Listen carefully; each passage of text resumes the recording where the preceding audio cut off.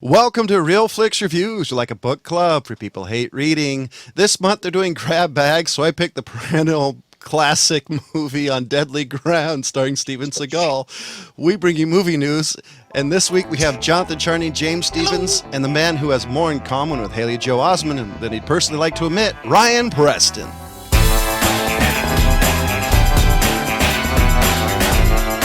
So who has a description of this movie? Well, I'm going to do, there's two of them on IMDb. There's one that is a sentence long, and then there's one that's 3 paragraphs long. Let's go for the 3 paragraphs. Wait. They did 3 paragraphs on this movie? Well, they didn't actually do 3 paragraphs. They did 3 run-on paragraphs, but that's okay. Forrest Taft is an environmental agent who works for the Aegis Oil Company in Alaska. Aegis Oil's corrupt CEO, Michael Jennings, is the kind of person who doesn't care whether or not oil spills into the ocean or onto the land, just as long as it's making money for him. He actually wrote it like that. Anyways, he even makes commercials that make him look like he cares about the environment. Jennings is almost finished with building his new state-of-the-art oil rig, Aegis 1. The problem is that if he doesn't finish building the rig in 13 days, the land rights will be returned to the Eskimos and the Alaskan government. When Jennings finds out that Taft's Do you have to read this? Has a computer disk that contains information about defective equipment on Aegis 1, he sends out goons to murder Palmer. When Taft tries to interview, Jennings tries to kill Taft, but an Eskimo woman named Masu, who introduces Taft to her father, Suluk, chief of her tribe, rescues Taft. Okay, you can stop now. I'm almost done. With Masu's help, Taft begins to trek through the Alaskan wilderness, heading straight for the Aegis 1 to destroy it before it destroys all of the forest. I have just saved you guys an hour and a half. Goodbye. Yeah, I was going to say, go. By the way, this is the perfect Steven... That is word for word. By the way, this is the perfect Steven Seagal movie because it was produced and directed by Steven Seagal. All you needed to finish the trifecta was actually have him write it.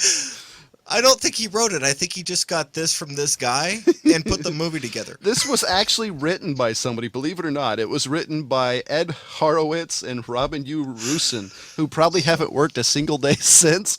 And by the way, this is almost the end of his cinematic movie career.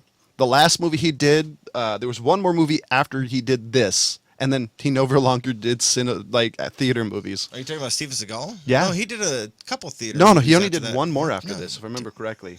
It was Fire Down Below or something like that. This movie was coming right off the heels of the success of Under Siege.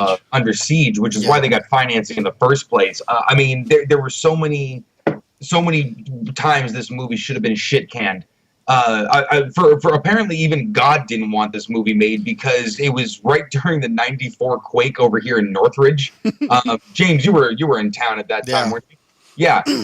So that was a big one. The roof of Technicolor, the people who produced the prints for the movies back then, this is obviously before digital, caved in and destroyed the negatives, and some asshole sat there and painstakingly put that shit back together. Well, he's done a lot more movies since, but I don't think there's a whole lot of movies after this that were actually in theaters. Hold on a second. I don't want to gloss over the war crime of this person putting the negative back together of this movie. Right? Oh, no, it gets worse. Here is my all-time favorite quote from anybody who's ever been in this movie, and I quote Michael Caine. I was so desperate I did a movie with Steven Seagal in Alaska called On Deadly Ground. Well, okay, he went on to further explain that movie, just to play devil's advocate, that he didn't dislike working with Steven Seagal. It was just the fact that they were in Alaska and it's freezing balls. No, he was desperate to do a movie with Steven Seagal. That's the issue. He rephrased it and said that, no, it was because he was working in Alaska. He actually enjoyed working with Steven Seagal. Yeah, but the fact he wanted to work with Steven Seagal. Well, it's amazing the lofty names that I've sort of read as like possible for the Michael Caine role. I mean, it was kind of like Anthony Hopkins was on that list, and it's like, wow, you guys have some lofty goals, man. Oh, by the way, this is an award-winning movie. It got a Golden Raspberry Award, and this won the worst director for it. Yeah, I would say it's worth some raspberries. That's like the Rhino Awards. Well, I'll tell you what it wasn't worth was the $50 million budget they used to put this piece of shit together. I mean, there was just about every sort of thing that makes us angry when watching an action movie. I mean, obviously we were probably 10 watching this movie or something. We were actually, 10. when did You this were come out, like 94. You were We probably 13. 4 and a We were in our half. teens. We were way too old to be liking this kind of shit. What do you mean? You know, it was James and I were old enough. So, my big thing is, he's some kung fu badass, right? He's got all this mad skills, and then he's sitting at a bar and an old dude sneaks up on him. And then he goes, "Don't sneak up on me. I almost shot you in the face." What? Yeah, there's all kinds of What? inconsistencies about this Were thing. you gonna fart and pull the gun out of there? And shoot him? and don't forget about all the first thing. Oh, it's philosophical crap? Yeah, the philosophical stuff throughout this movie is Oh my ridiculous. God. Like, I what does it take? What is the measure of a yes. man? What It is is the the most most change the heavy measure hand. of a man? And then you had the really Time. weird, I need like, time too. religious stuff in the movie. Oh, you mean peyote? Peyote is no joke, you people out there. Yeah, seriously, guys, you that's do not. don't mess around with peyote. Yeah, you don't mess around with mescaline. You have to have a person from a culture lead you through that kind of thing. It's not something to play Yeah, with. mescaline is serious, dude. Seriously, guys. Don't drip that shit in your eyeballs. Don't do it to those movies. And the other part, the ending scene of the movie when he's sitting in that tribal council giving Oh, away the God. potion, that was originally 11 minutes long. Yes. I read 11 that. minutes long. At the end of this movie, I was like, I'm done. It's the most heavy-handed message I've ever seen in a movie. The closest aside to- from that movie Crash back in the day, that was I pretty. Wait. The NC-17 movie Crash or the actual? No, the popular movie Crash, not the sort of cult weird movie For Crash. you people out there is a difference. There is a difference. Don't watch A big one difference. that's- The last movie that this was heavy-handed happened to have a former vice president in it. Well, see, yeah, but also the bitch of it is how in love with himself Steven Seagal is. You know what I mean? This whole movie was like, hey, look at how cool I am. No, wait, you forgot the part. Now, do you remember all of his movies? If you guys ever watch any of his movies, look for this one scene. And the scene I'm talking about is the scene in every movie where they go, "Who is this guy?" Oh, yeah. Every single one, they have the "Who is this guy?" moment, and then it comes out with the whole, "He is too classified for you low-life scum to know who he is." So here's one. Every time. And actually, there were a couple in this movie. Here is one. He was talking to Magruder. Was talking to Michael Jennings. You want to know who he is? Try this. Delve down into the deepest. Sorry, I can barely get through this. This is some bullshit. I don't know how he got through it. Deepest bowels of your soul. Try to imagine the ultimate fucking nightmare, and that won't come close to this son of a bitch when he's pissed. Okay. Yeah, now, an old see, guy can I sneak know- up to him. I know that it's unfair to start talking plot holes about this movie because we could sit here for a couple of hours doing that. But did the guy that played, what was it, MacGruber? What was his? What was his stupid name? In the movie. Anyway, It was did that James guy McGinley.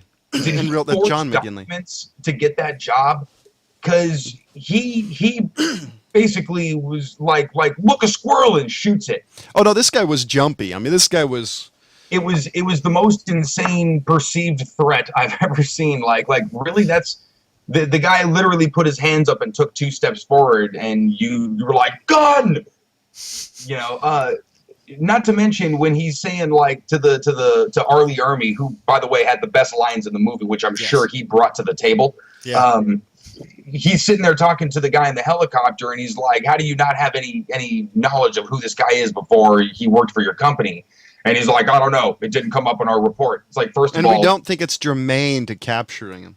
yeah, that's the most asinine thing I've ever heard. But not to mention, ask Michael Caine. He seems to know exactly what this dude is capable of. Yeah. Michael Caine Why was is he smart. keeping his mouth shut about this guy's supposed past? And Yeah. unfortunately, I can't find the lines that Arlie Ernie did. And Really? They're not in there? I didn't see it. Oh They're my probably God. there, but I'm going too fast. But I mean, literally, the best thing about this movie is, besides the amazingly fast cut, you like watch the action sequences. They're really fast cut. My guess, they must have had a bunch of cameras because they knew they were only going to get one shot because of how big of a piece of shit allegedly Steven Seagal is. not to mention the weird use of slow motion in a couple of points. Oh yeah, well Like, yeah, it was slow motion when he grabbed a guy by the balls and like threw him down. Yeah, that was Well- awfully homoerotic for him. Did you guys ever find that?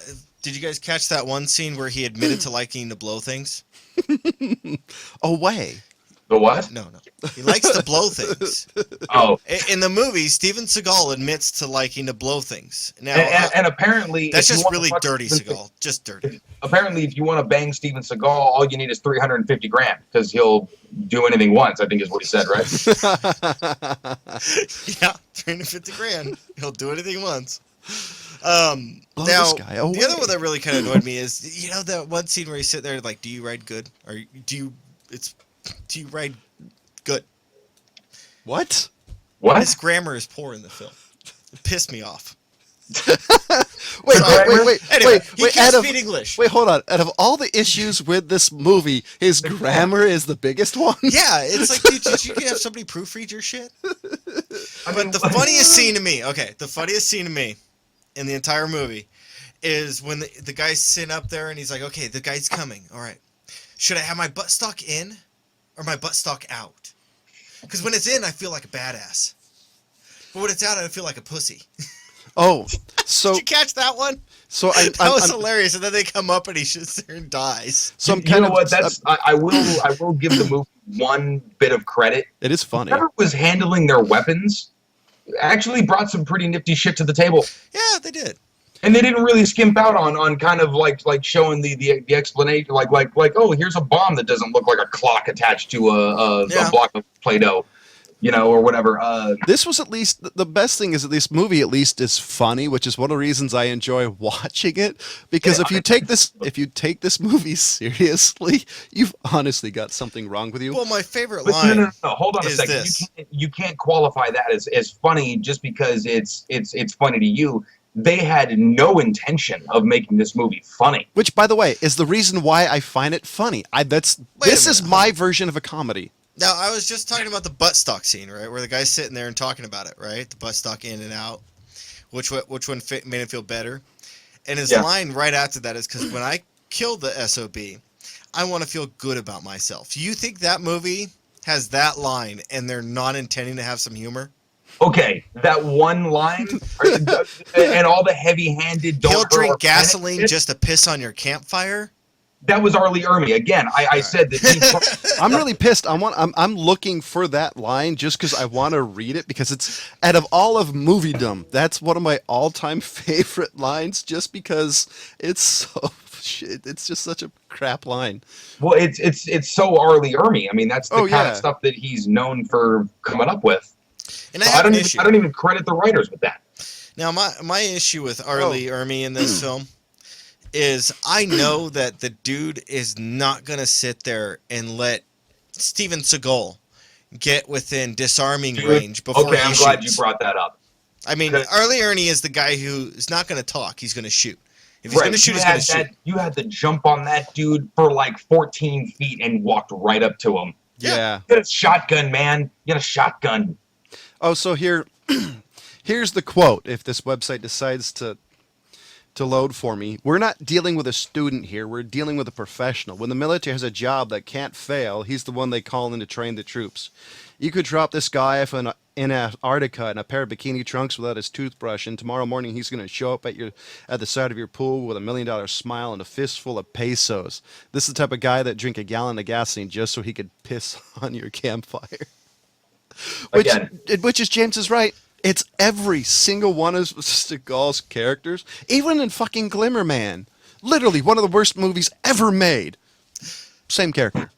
Yeah. Just a little more like, too much ganja. Yeah, well, what's funny is you got this guy who's like the most special forces dude you can imagine, and he always has these shitty jobs. Yeah. Like he's a cook on a freaking submarine. No, the battleship. The Missouri. That's right. Well, yeah, it was the most famous battleship ever. If you're gonna, come on, man. Or just like some deckhand on something. You know what I mean? Like just some like average Joe worker. It's like dude, get a job teaching security or something. Yeah. Or teaching kindergarten cop. Right, there you go. Little bastards need some discipline. Oh, I got a penis and they have a vagina. Love it. oh my God! I really? just proved John wrong. According to IMDb, Glimmerman is almost a full point better than on Deadly Ground. That's not saying much about either movie, honestly. It just means more people have seen Glimmerman. More people have probably seen Under Siege 2: Dark Territory than this movie. Oh God. Which, Okay, so all the nitpicking and everything, Seagal, I think you're just a bloated piece of crap. But I Oh. give your movie a 1. oh, something I actually didn't know. Here's the tagline to this movie: "His battle to save the Alaskan wilderness and protect its people can only be won." By Now, himself, apparently. as soon as they went into the preachy section of this movie, I turned that 6 minutes off. Yeah. Just saying, guys, I didn't go all the way to the end. I've done it before, and I've regretted it. And I want to point out that I also made a similar mistake in the past, and I skipped through some of the middle shit too. I actually like this movie because literally I can't watch this movie and not laugh. This to me is the definition of a comedy. And yes, I'm including Steven Seagal as being a comedic actor because his timing's hilarious. But in the scale of things, this is definitely a 1. Yeah. I see Ryan going lower. I'm being generous Can just I? because it makes Is me that laugh. a thing? I think we can make it a thing. Can we? I mean, you said we added the 0.5s. Can I just do a 0.5? I mean, if there was ever a movie that friggin' deserved it. Yeah, give it a 0.5. Hey, can I take mine back and go 0.05? Nope. Damn. Nope. It's too late. You can't. Yeah, I've seriously blown alcohol contents. They were a higher percentage of that. So if anybody wonders why I bitch on comedies but love this movie was a comedy to me because every time I see it, I roll on the floor laughing. Yeah. And so Wow. so we're gonna switch to the TV show. We did the TV show Blindside. Blind Spot. Blind Spot, I guess Blindside. John did Blindside. Close. I think that is the I'm thing. I'm close enough. Now, I'll let you go, James. I'm still laughing about the other movie. you know what? I'll actually watch a couple more episodes of this. But the problem I have is really you had to go with the Navy SEAL? Did you have to pick a Navy SEAL, people? Is that because they're cool these days? I actually Yeah, that's exactly why, James. Yeah, I'm just putting that out there. my biggest problem so far is they delivered something towards the end of the movie that I thought should have waited. Yeah, my thing... because they automatically said, "Oh yes, they showed her willing to get whatever injected into her." That should have been something that I thought should couple have waited. episodes down. Yeah. Yeah, my thing is that, there's that scene when they get into the Statue of Liberty, she gets a bullet graze and she cries about it? What Navy SEAL and, well, cries okay, about hold a on. bloody graze? Not to mention that dude's got a gun drawn on the Chinese guy. Chinese doesn't guy shoot. pulls a gun. She gets shot, and he doesn't shoot back. He's like, "Oh, what happened over here?" Yeah. Now, look, I wasn't in the military or wasn't a cop or anything, but You weren't? it seems to be pretty standard kind of protocol: eliminate threat, then check on wounded victim, right? Yeah. Yeah. Okay. That's what I'm down with. Again, civilian opinion. So why is that kind of thing? I mean, and everything else seemed to be pretty legit as far as, he didn't have the gun way out in front of him and things like that, and you didn't notice any weird trigger discipline problems or. Yeah.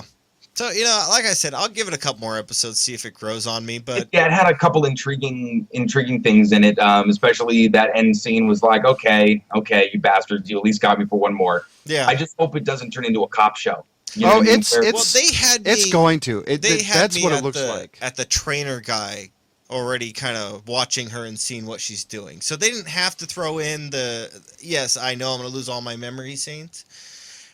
I think the training guy was enough intrigue for me to be like, I have all a feeling this is going to turn into like a buddy cop episode, Yeah, I'm hoping TV they show won't. where you have this girl and this, so shenanigans happen So as it's they kinda like solve Haven? crimes.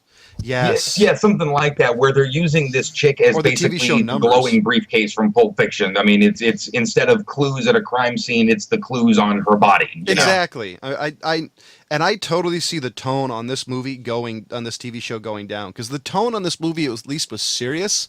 It's a show, for Christ's sake, John. Yeah. Yeah. But I don't know. I can totally see this movie losing it. TV show losing its tone over time. Be like the Yeah. TV show Numbers and some of the other stuff like Yeah, this. exactly. Those kinds of things. I mean, hopefully it maybe finds a groove, because it definitely seemed a little bit darker, in tone, but obviously still network, still pulls punches, and it just, as long as it doesn't fall into this procedural kind of like what was that other show? The How to Get Away with Murder started it out kind of like that, and it's like, oh, what am I going to watch? 11 episodes of this classroom? So Yeah. what? I don't remember Quantico. what channel was this on. Yeah, I think this is CBS. yeah. Okay. This is a Because network. I actually think right away that's going to be the issue. I think if this was on like cable, I don't think it would lose its Loses its appeal. Lose its appeal. But with the alphabet channels, they can't seem to figure out the stroke enough to keep a I think TV this show is the one of same. their attempts to redeem themselves. See, I Yeah. don't think they're going to be able to beat the feeling of Breaking Bad and The Walking Dead, which all signs I've seen, they keep the same feeling throughout the show.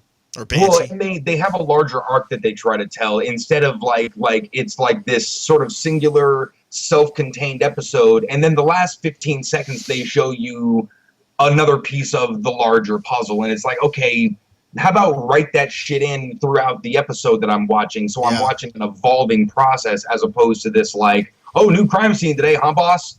I think They kind story. of did that a little bit. Hold on, I think they kind of did that a little bit with the tattoo of the numbers, and the chick got a hold of the file. Realizing guy that- watching. Yeah. So I think they're trying that. You and John are saying they're gonna do that thing at the end, like, here's the real hook in case you didn't catch all the little hints. Because if you notice, it already turned into a procedural police drama halfway through the TV show. Yeah, that kind of annoyed me. So yeah, no, I just don't see this lasting. I bet this will probably get a year, maybe two, if. I mean, yeah, I think they've been slated for like 9 episodes. I don't know if that's just for a mid-season break. Yeah. So they might have like a 13 episode run or something. But I don't know. I mean, they have to. They got some work to do if they in the episodes that they got. You see, I still think the biggest thing is standard alphabet channels just don't get story arcs. They don't Well, know how to tell stories within an arc. There's and still only have it so tie much in. that they're really allowed to do, and unfortunately, they've been doing it so long that they've really used up kind of all of their original avenues. Oh no, So totally. really left to people like AMC or the HBOs or then the pay cable But channels. nobody's I really still- looking for a new Law and Order, CSI. I any still of that. think Yeah. you could do like something similar to Breaking Bad or Sons of Anarchy on an No. alphabet channel. They would have to be toned down. No, the question Toned down is, a lot. the question would be, would anybody watch it? No. Well, see, that's the thing I is, I think mean, a lot of these shows, it's so dependent on the longevity of it. I mean, let's be honest. I mean, they're trying to keep their people working. Actors and filmmakers and TV producers and things. You get one project for a while and you hope it lasts, because there's probably going to be a long time in between that and your next one. So True. it becomes about this: how long can we keep this train a rolling? Like CSI lasting what 15 years? Oh God. Seriously, Yes. and not everybody is capable of writing something like Breaking Bad. So, you don't really have these people that can think that far ahead. I mean, it becomes about laying track in front of the train that's already moving. All right. So just Yeah, we got to move on a little bit. We're getting yeah, way so behind. just let we do have a Facebook page. Do you love us, hate us? Hey, read us. Well, read your your hate mail on air if it's funny. Be creative, please. We're begging. Something besides you suck. So here's something I never thought I would say. There's going to be a Goonies 2. No. No. And I'm trying to figure out how you make a sequel when it's been 20 plus, 25 plus years since the original came out. Because They're a all of the spawn characters have grandchildren. kids, and all their kids go to school together, and their parents are going to send them to some weird summer camp where some treasure's buried. And then one of And then, Oh! hey, you guys! and that's how Friday the 13th started. Yeah. I Pretty just much. I just can't believe they're making a Goonies 2. I mean, of course they did make an 8mm 2. I thought that was a little extreme. Yeah, well, Goonies is one of those sort of prime examples that everybody brings up these days of like, oh, remember that thing from your childhood that you loved? Not as good as you remember, you know? Oh yeah. And it's almost become iconic for that reason lately. You know, where every time I hear it mentioned, somebody's mentioning like, oh yeah, it doesn't hold up. I mean, and it's true, but it spoke to a really specific age at a really specific generation with really specific things. It was lightning in a bottle at that time. I think I still think for that age it still hold up. It's definitely not a movie It for holds up out of adults. nostalgia for something that you liked when you were a kid. You know what I mean? Oh yeah. It just Oh, subconsciously reminds you of a better time. You know? No, I screwed myself. I watched it again.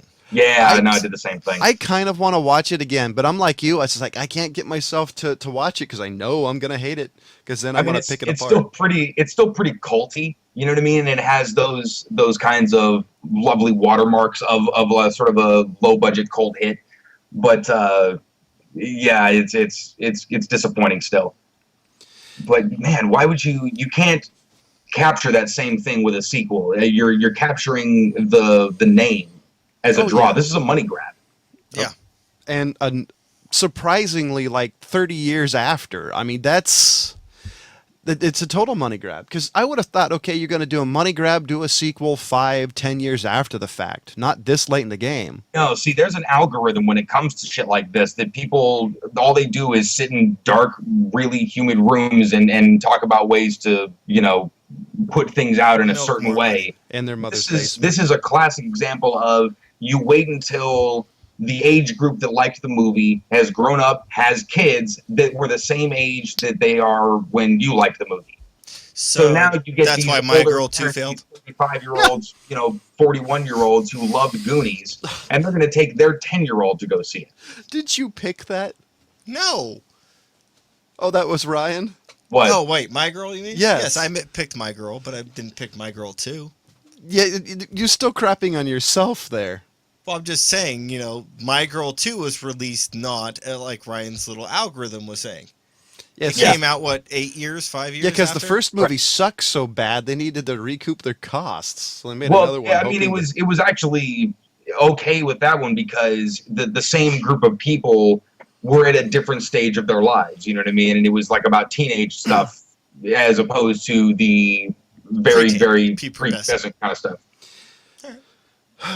Wow. So I You just got anything else we can shit on? I just found out that Will Smith is going to be Deadshot. I already in told Suicide- you no. So what do you think Will about that? Smith is going to be Deadshot? Yeah. Yeah. I'm totally okay with that. Really? What? Why? Yeah. Are you thinking first of all, Hancock? Will Smith is a great actor. He could play the fucking shark from Jaws if he wanted to. At least we wouldn't and have to hear him two, talk. I'm not going to get bogged down in this. He needs to be white or he needs to be a certain. He needs to look whatever. Who cares? think You know, it he's could be gonna- like Green Lantern. They've had like 4 or 5 of them. Well, Green Lantern makes sense because there's other Green Lanterns. Right, I get it. But at the same time, it makes no difference to his character. Are you thinking he's going to do it like he did Hancock? Because I liked Hancock. Oh, I love No, Hancock. if But I he- mean, if he has to he's do going it to more do s- it like Deadshot. Yeah. He's going to play Deadshot. He's going to have to be. I think possibly this will change his career because in order to do Deadshot, he's going to have to play a very gritty character. Yeah, even very more. mean, gritty character. I'd say different. Even different from Hancock. Well, the guy's going to be heartless. Yeah. Deadshot's I'm- heartless. Are we saying that this individual is not capable of such a thing? I just you don't see a lot of that in his career. If he I plays mean, it like that. that doesn't matter. He's obviously pulled off things that you haven't seen before he did it. Oh So- no, I don't disagree. But for me, just because of his past playing a movie, a role like this, I think it's a bit of a stretch. So I'm a little bit skeptical. I don't think so at all. I think he's just probably perfect for it. I mean, I just like Heath Ledger playing the Joker. I'm a little bit skeptical, but I'm willing to be surprised. You like Brokeback Mountain? What are you talking about? Oh no, the movie? What? I've never seen that one. I You love the lied, guy it was as an on your actor. Netflix. I love the It guy was as an on your actor. Netflix. I might get punched tonight. Not wearing glasses. I'm The not other wearing glasses. the other one, just curious, is the Vin Diesel's new movie. What is it? Witch Hunter. Oh God. No. Did any of you see the trailer?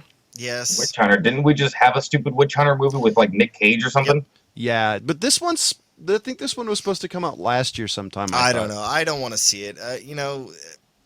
Actually, as far as I'm concerned, Vin Diesel needs to stop doing shitty movies. But he's pretty much done his whole career on bad movies. Fast and Furious. Pitch Black wasn't a bad movie. Yes, the second and third one were. True. There was a third one. Yeah. Yeah. What was the third one? Riddick. Oh, that's right. Yeah. So he's and Triple X. He's made a career out of bad movies. I mean, hell, Ron Perlman's made so a is career Nick out Cage. of it Are you too. saying that he's the new Nick Cage? No, that's Ron Perlman. No. Ron Perlman's like what's his name? Because Ron Deuce Perlman's Bigelow. Perlman's the Ron man. Perlman is Deuce Bigelow, but for other Action things. movies. Yeah, for the 'Cause action part. Ron Perlman's the man What the that never hell's says Deuce no. Bigelow's name? Rob Schneider. Thank Yeah. you. Except Thank Rob you, you Schneider never had a jackasses, thing. for telling me his name. Like I remembered that guy's name. I don't like him to begin with, so like I'm gonna But tell you that. because Rob Schneider doesn't say no to any comedy role. Especially if Adam Sandler's in it. True. Yeah, well, what's funny to me is that casting directors didn't learn how to say no to Ron Perlman. Dude, casting directors don't say no. Yeah, no, he must have greased some palms in there somewhere. It was Palms? the casting couch. Palms? Grease palms? Yeah, Are you multiple sure? palms. Like a figurative, like a tree. Yeah, he had somebody dropping off envelopes, and don't get me wrong, I prostitutes? love that dude in Sons of Anarchy, but that doesn't Yeah. redeem basically every other thing that he's done. Oh no, I've always liked Ron Perlman. I actually liked him in Hellboy. I'm Yeah, actually like- hoping Guillermo del Toro somehow is able to finish the third one, because that movie is dying to be a trilogy. Yeah, he just walked away from it pretty much. I Well, yeah, don't- he's definitely had a lot more interesting things lately. What the hell happened to Pinocchio, mister? I know, right? That would have been interesting.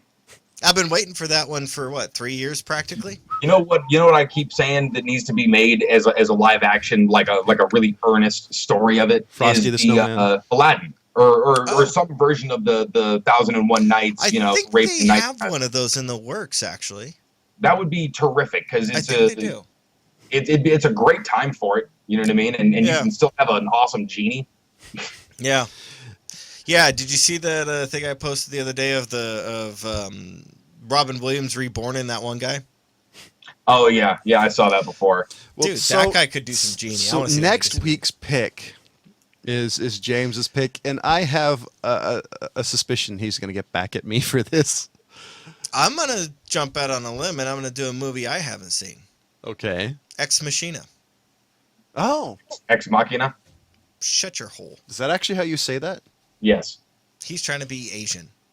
That's because that's the one about the robot girl, right? Yes. Oh, okay. Yeah. And the TV show, did we settle on that, Ryan? I think you had settled on that. Yeah. Okay, so next week we are going to be doing Into the Badlands. So we're doing Ex Machina or Machina or whatever. Machina. Fuck you, Ryan. Close enough. Whore. And what he said earlier. Yes, I cussed at Ryan. Um, He's trying to show me up. Into the Badlands. Thank you. So we're doing God. Into the Badlands, the TV show. Can Ex you Machina speak is the tonight? movie. No, I'm tired. As always, thank you for watching. Goodbye.